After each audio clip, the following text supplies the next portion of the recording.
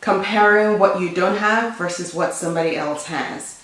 Now that's a recipe for insecurity, because every time you're comparing yourself against somebody else, you are putting yourself in a position where you're never confident and you're not secure enough to step up and share what you have. Because in those moments, you are making yourself not enough. And no matter what you have that is good, it will be insignificant because you're constantly looking at what you don't have versus what somebody else has.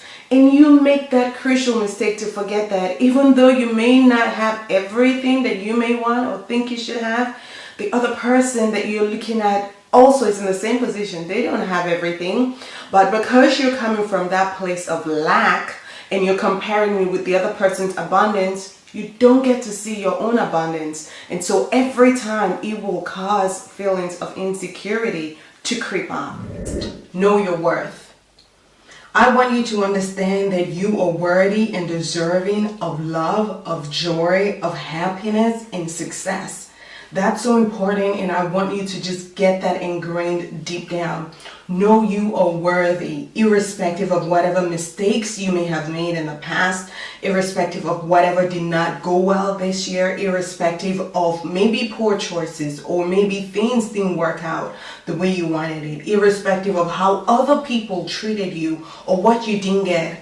Know deep within you that you are worthy of joy, of love, of success, and of happiness. Why is that important? Because when you come to accept that truth, it will drive whatever activities you do. And even when you have a setback, you will not be stopped by that setback because you know that I am worthy of good things. What he said, what she did, what happened to me is not a prerequisite of whether I will succeed or fail. Is the fact that inherently I am worthy, and walk in that strength and in that truth. Trust yourself.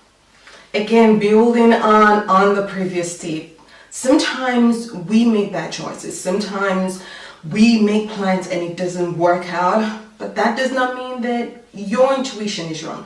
That does not mean that you don't have the skills. It doesn't mean that you don't have what it takes to achieve a goal. You don't have what it takes to experience happiness and joy. It simply means that you may need to learn a new way to go about it, a new way to refine it, a new way to achieve that goal. You may need collaborations. You may need new skill sets. But whatever happens, as we're getting into this new year, I want you to start trusting yourself and know that you have what it takes to succeed. And you may need to do it a number of times and a few attempts in order to succeed, but you can definitely do it. And so when you begin to experience a situation and you have that thought going, I can't do it, I'm going to fail and all of that, just sit with yourself and say, I've got what it takes. I am the woman for the job. I can make this happen. And even if I fail, I will get feedback and I will improve. And so just follow what's in your heart and follow that path through. Girl, is all of this resonating? If it is, hit that like button and let me know in the comments. Women with high self-worth see failure as feedback to either tweak something that is not working properly, do it again, do it a number of times. They see failure as an opportunity to maybe try a different alternative, add some combination. They see failure as fuel. It's not the final destination and it's not the end of their story. They take failure as motivation to keep going and find different ways to achieve their goals. Next, I want you to be assertive. You need this one in the workplace, in your relationships, just generally in life. Now, there's a difference between being assertive, being aggressive, and being passive. Assertiveness is right in the middle. You're not aggressive, you're not passive. Assertiveness is being clear in your communication about what you want, what you stand for, without being aggressive. It's standing up for your own interests, your values, without compromising the dignity of other people, but also without slipping into passivity. So you've got to be clear about what you want, and you've got to communicate it without fear. You've got to stand up for your values. You've got to be able to say, this is what I want, this is what I'm feeling, this is what is going on, this is what I stand for. Embrace fear. I know. Fear in the past has got a bad rap, right? Like, no, push away your fear, overcome your fear. And yeah, all of that. But I want you to embrace fear, because fear is that signal that tells you that you are stretching, you are stepping outside your comfort zone, and you are doing something brave. And so when you feel fear about a particular step you want to take, I want you to embrace it and then understand it and then move in the strength of it. What do I mean by that? So assuming you want to achieve a particular project and you are all caught up in fear.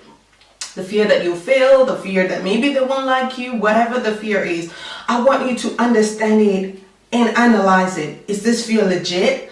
Where has it come from? Is there truth in it? Do I need to maybe protect myself? Do I need to get somebody else involved in it? So I want you to analyze it.